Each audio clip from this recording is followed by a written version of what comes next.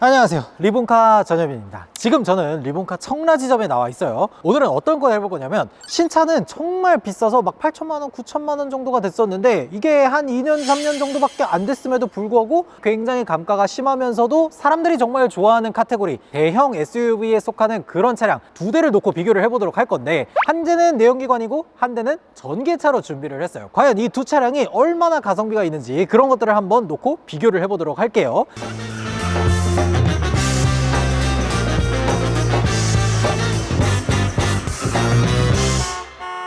오늘 준비한 차량은 그래서 제네시스 GV80 그리고 기아의 EV9을 준비를 했습니다. 이거 딱 보자마자 바로 많은 분들이 야, 이게 비교가 되냐, 제네시스랑 어떻게 기아를 비교하냐, 이런 얘기들을 정말 많이 하실 것 같은데, 이 두 차량이 신차가가 8천만 원 이상으로 굉장히 비싼데 2, 3년 지나니까 지금 가격이 거의 비슷한데? 뭐 이런 느낌이거든요. 그래서 이 두 차량을 한번 비교를 해보도록 할 텐데, 일단은 재원을 먼저 놓고 보도록 할게요. 오른쪽에 있는 이 기아 EV9 같은 경우에는 어스 트림에다가 롱레인지 트림 선택하고 4휠 드라이브가 들어갔어요. 거기에다가 추가적으로 선택할 수 있는 옵션들을 한 3, 4가지 정도를 더해서 신차가만 놓고 봤을 때 가격이 9천만 원입니다. 9천만 원. 굉장히 비싸죠. 그리고 제 왼쪽에 있는 이 GV80은 신차가가 기본 깡통은 한 6,500 정도가 됐었잖아요. 여기에다가 옵션을 1,800만 원어치를 태우셨더라고. 굉장히 많은 옵션들을 넣어서 신차가가 한 8천만 원이 넘었던 그런 GV80입니다. 근데 지금은 이 두 차량이 거의 비슷한 중고가를 가지고 있죠. 과연 어떤 차가 더 가성비가 좋은지 한번 보도록 할게요.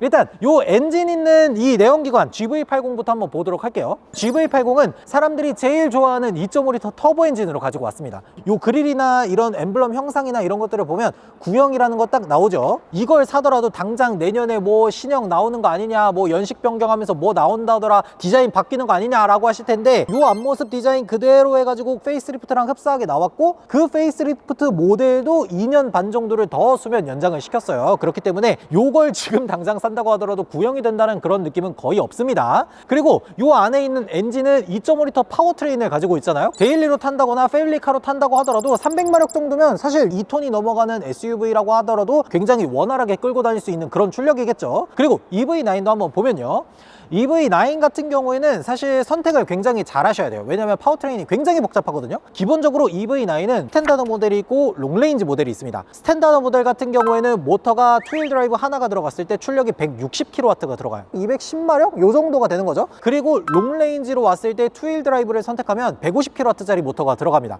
150kW면 코나나 니로 EV에 들어가는 모터랑 똑같은 게 들어가는 거예요. 아니, 이렇게 큰 대형 SUV에다가 200마력짜리 모터를 넣어놓으면 그거 쓰나? 그래서 대부분의 분들은 4휠 드라이브를 선택하시는 것 같더라고요. 그렇게 해서 4휠 드라이브를 선택하게 되면은 출력이 380마력 정도가 됩니다. 그러니까 마력수로만 놓고 봤을 때는 GV80에 뭐 3.5 터보 엔진을 넣은 거랑 똑같은 출력이 들어간다 라고 보면 되겠죠. 그리고 제 옆에 있는 롱레인지 트림이잖아요. 롱레인지 트림 같은 경우에는 100kWh짜리 배터리가 들어갑니다. 100kWh면은 보통 주행거리가 못해도 400km 이상은 나온다 라고 보시면 돼요. 심지어 지금 이 차 안에 보니까 누적 전비가 5.1km 정도 나오더라고요. 2.5톤 치고 전비가 5km면 요 정도면은 나쁘지 않죠. 그리고 앞에서 봤을 때 우리가 알 수 있는 것들 중에 하나는 요거를 봐야 돼요. 이 헤드램프가 제네시스에 들어가는 MLA 같은 그런 모습으로 들어가 있죠. 요 스몰 큐브형 램프가 스타일이라는 옵션이 들어가야 요게 들어가는 건데, 요게 한 150만 원 정도가 합니다. 그리고 측면에서도 한번 보면요, 측면에서 봤을 때 전장이 정말 어마어마하게 길죠. 이게 무려 5010mm입니다. 전장이 5m가 넘어가요. 그리고 확실히 전기차 같은 경우에는 가운데에 배터리를 거의 100kWh를 싣고 뭐 이것저것 많이 넣고 해야 되다 보니까 이 휠 베이스 자체가 굉장히 깁니다. 이따가 GV80도 볼 테지만 이 GV80보다도 휠 베이스가 훨씬 더 길어요. 그리고 진짜 중요한 것 중에 하나가 요 휠을 봐야 되는데, 여기 보면 이 휠 인치수가 나오거든요. 이 휠 인치수가 원래는 기본형이 19인치고 이렇게 옵션을 넣으면 21인치 휠로 들어가요. 이 21인치 휠이 기본적으로 트레드 넓이도 넓고 휠 인치수도 커서 사실 주행 가는 거리나 이런 것들이 조금 내려오긴 하지만, 디자인만 놓고 봤을 때는 21인치 휠이 멋있긴 하거든요. 근데 한 가지 약간 아쉬운 게 뭐냐면, 이게 차가 2.5톤이잖아요 그래서 최소한 전자제어 서스펜션이라도 좀 넣어줘야 되는 거 아닌가? 라는 생각을 했는데 전자제어 서스펜션이 안 들어가요. 그게 조금 아쉽더라고. 그리고 GV80도 한번 보면요, GV80은 측면에서 봤을 때 이 전장 제원이 4940mm입니다. 이게 같은 준대형 SUV라고는 하지만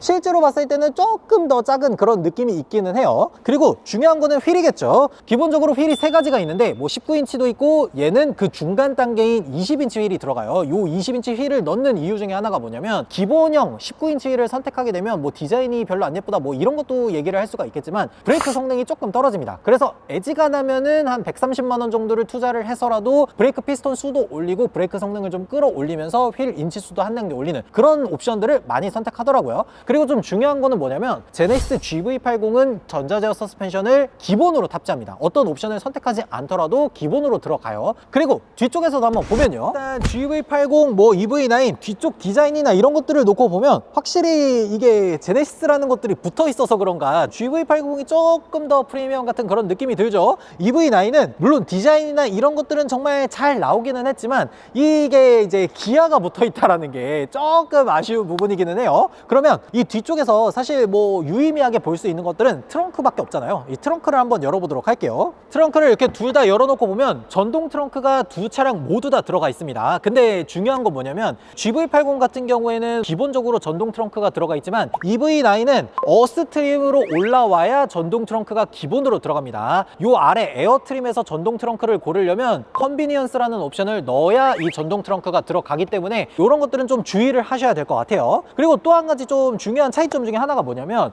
GV80에서 뒤쪽에 이런 시트나 이런 것들을 좀 세워보면은 지금 이 차량이 6인승이다 라는 것들을 딱 알 수가 있어요. 어떤 분들은 이게 6인승 들어가는 게 되게 저렴한 거 아니냐 뭐 이렇게 생각하시는 분들 계시던데 5인승이 제일 저렴하고 6인승을 넣으면 250만 원을 줘야 되고요. 그리고 또 하나 변경할 수 있는 게 7인승인데 7인승이 한 100만 원이 조금 넘어요. 그렇기 때문에 6인승 시트 옵션이 들어가 있다 라고 하는 거는 굉장히 비싼 옵션을 넣었다 라고 볼 수가 있는 거죠. 그리고 6인승이지만 이 뒤쪽에 3열 의자를 펴놓고 나면 사실 트렁크 공간이 그렇게 많이 나오는 편은 아닙니다. 준대형 SUV이기는 하지만 2열에 캡틴 시트 들어가고 3열에 의자 펴고 이러면 사실 실내 공간이 그렇게 넓다고 볼 수는 없어요. 그렇기 때문에 이런 것들은 조금 주의 깊게 보셔야 된다는 거. 그리고 문을 닫고 나서 여기서 볼 수 있는 게 요 올휠 드라이브입니다. 이 올휠 드라이브를 넣는데 들어가는 돈이 350만 원이에요. 왜 그러냐면 차륜 구동도 들어가지만 터레인 모드도 들어가고 이 LSD 요거까지 같이 들어가기 때문에 350만 원 정도가 들어갑니다. 굉장히 비싼 옵션이에요. 그리고 EV9도 한번 보면요, EV9도 실내에서 보면 뒤쪽 3열에 의자가 이렇게 있죠. 근데 확실히 아쉽게도 이 3열 의자가 자동은 아니에요. 이렇게 딱 당겨가지고 수동으로 올리고 닫고 하는 그런 것들이 들어가 있다라고 보시면 돼요. 그리고 EV9 같은 경우에는 기본적으로 7인승을 지원하고 여기서 내가 선택을 하게 되면은 6인승 시트를 선택할 수가 있는데 6인승 시트가 릴렉션 시트가 있고 스위블링 시트가 있어요. 스위블링 시트를 선택하면은 이렇게 돌아가는 시트를 선택할 수가 있는 거고, 그리고 릴렉션 시트를 선택하게 되면 뭐 2열에 뭐 전동 시트나 뭐 이런 것들이 들어가게 돼서 가격이 250만 원인가 굉장히 비싸요. 그래서 대부분의 분들은 7인승으로 뽑는다라는 것들을 아시면 돼요. 그리고 뒤쪽에 확실히 전기차라는 것들을 알 수 있게 여기에 V2L이나 이런 것들을 활용할 수 있게 딱 만들어 놨죠. 뒤쪽에서 트렁크 열어놓고 전자기기 같은 것들을 사용할 수 있고, 내가 예를 들어서 차박을 한다 라고 하면은 뒤쪽에서 3.6kW에 해당하는 전원을 공급받을 수 있다 보니까 이런 것들은 확실히 전기차가 좀 더 좋은 감은 있어요. 그리고 진짜 중요한 거는 사실 이 GV80이나 EV9이나 실내에서 어떤 옵션들이 들어가는지 그런 것들을 진짜 자세하게 살펴볼 수가 있거든요. 그거는 안에서 한번 보여드리도록 할게요. GV80 실내에 들어와서 우리가 제일 먼저 확인할 수 있는 것들은 일단 요 위에 헤드업 디스플레이를 먼저 확인을 해야 돼요. 이렇게 헤드업 디스플레이가 있는지를 보고 그 아래쪽에 봤을 때 디지털 디스플레이가 들어가 있고 오른쪽에 센터 디스플레이에서 후진 기어를 넣었을 때 이렇게 어라운드 뷰가 들어가 있다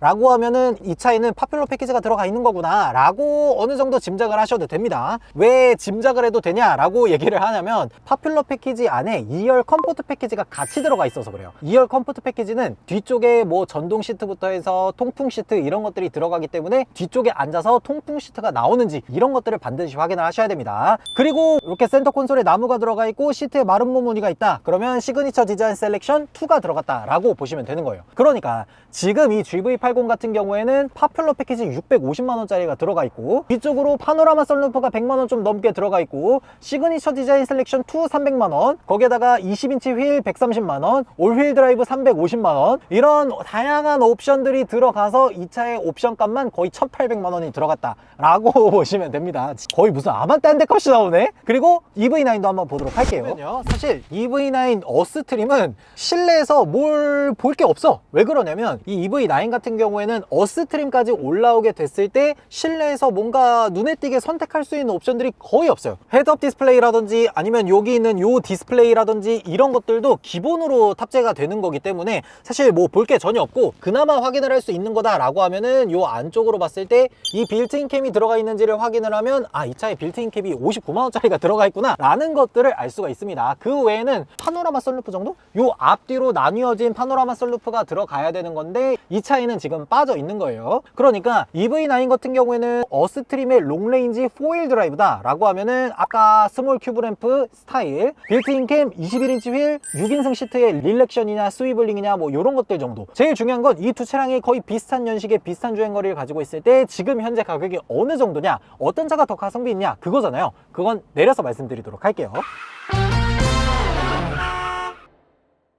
진짜 중요한 거는 과연 이 두 차량 중에서 어떤 차가 가성비가 더 좋은지 그런 것들을 먼저 봐야 되잖아요. EV9을 먼저 좀 보도록 할게요. 왜냐면 EV9이 설명할 게 많아. EV9은 제가 아까 말씀드렸다시피 9천만 원이다 라고 얘기를 했었잖아요. 근데 이게 설명이 좀 필요해. 왜 그러냐면 처음에 EV9이 딱 출시가 됐을 때만 하더라도 그때 어스트림의 롱레인지 가격이 8,500이었어요 근데 지금은 어떻죠? 2025년 기준으로 보면은 어스트림 롱레인지 4휠 드라이브다 라고 하면은 8천만 원으로 가격이 500만원 정도 내려왔습니다. 왜 그러냐면 아이오닉 9이 너무 싸게 나왔거든. 그래서 어쩔 수 없이 EV9의 가격을 500만원 정도 낮췄었어요. 그리고 또 EV9 얘기하면은 어떤 분들이 또 그렇게 얘기하실 거야. 야, 그거 EV9 뭐 할인 대란이 있었던 거 모르냐, 뭐 할인 엄청 했었다, 뭐 2천만원을 할인했다, 너 그거 모르냐 라고 얘기하실 것 같은데, 근데 2천만원을 할인 받은 사람이 애초에 그렇게 많지도 않을 뿐더러 그 2천만원 할인을 받는 것도 그 안에 보조금 포함돼 있지, 전시차여야 되지, 그리고 문제가 있어서 다시 들어온 차여야 되지, 거기다가 한 5개월인가 6개월 정도를 그냥 바깥에서 서 있었던 차,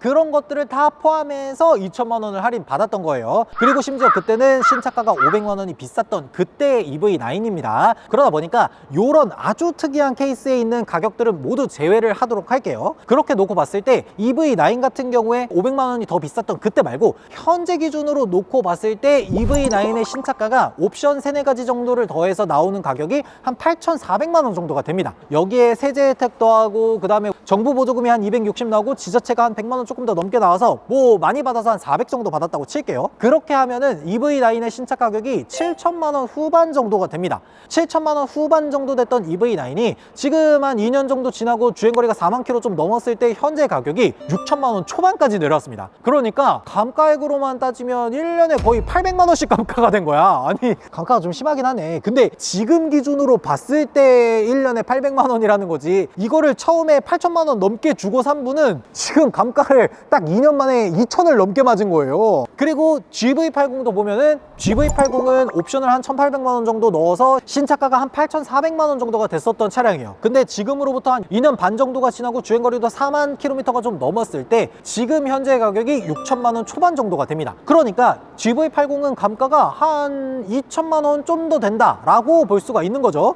그러니까 감가액으로만 놓고 봤을 때는 GV80의 감가액이 조금 더 크다. 그래도 EV9은 기아고 GV80은 제네시스인데 그게 어떻게 비교가 되냐라고 하실 수도 있는데, 이게 이제 장단점이 있어요. 제네시스 GV80을 선택하면 내가 프리미엄 브랜드를 탄다라는 이런 부분에서는 훨씬 이점이 있을 수 있겠지만, 연비가 리터당 뭐 9km, 10km 나올까 말까 하는 그런 자동차에다가 2.5리터 터보 엔진을 하게 되면은 연간 자동차세가 65만 원 정도가 나오죠. 그리고 GV80도 보험료로 치면은 대략 한 연간 80만 원 정도가 나와요. 반면에 EV9 같은 경우에는 기아 자동차다라는 뭔가 보급형 자동차의 자동차를 구매한다라는 거에 대한 느낌은 있지만, 아무래도 전기차기 때문에 유지비라든지 이런 부분에서는 훨씬 더 이점이 많죠. 그러니까 기아 EV9은 내가 좀 보급형 자동차를 선택하더라도 유지비를 선택하겠다라고 하는 분들한테 정말 적절한 차량이다 라고 얘기할 수가 있는 거죠. 전체적으로 좀 정리를 해보자면 GV80 같은 경우에는 프리미엄 브랜드고 뭐 여러 가지 사람들이 바라봐주는 시선이나 이런 것들은 있지만